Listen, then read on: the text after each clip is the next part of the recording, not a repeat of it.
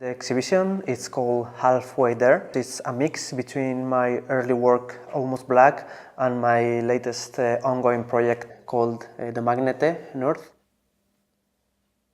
I have never tried to exhibit two projects in the same gallery or at the same time, but the gallerist Ule thought that would be a good idea to combine them. I realized that it would be nice to give some clues, and then you can see some similarities between these two works.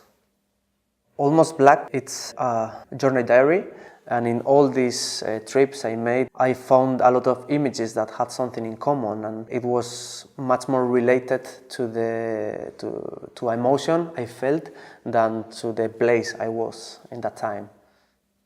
And that's why when I hang them in a gallery or wherever, I usually connect them physically, like doing diptychs, triptychs, or some compositions that are telling you at the same time that conceptually and physically they are part of the same thing. The concept behind the Magnete North, it's of course is the landscape, is the inhabited landscape, but it's also the project where I feel I'm saying something much more spiritual.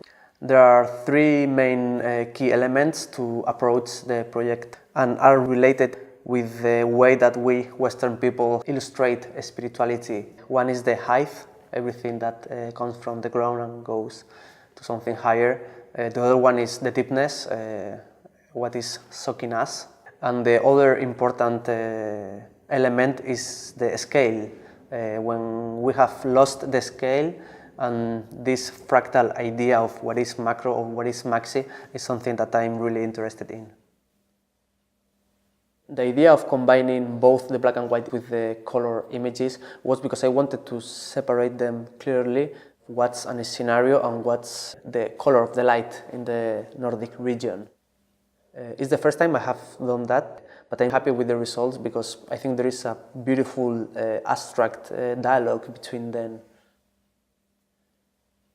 There is a midpoint, a gray area between what I am and what the landscape is, and I'm interested in this issue.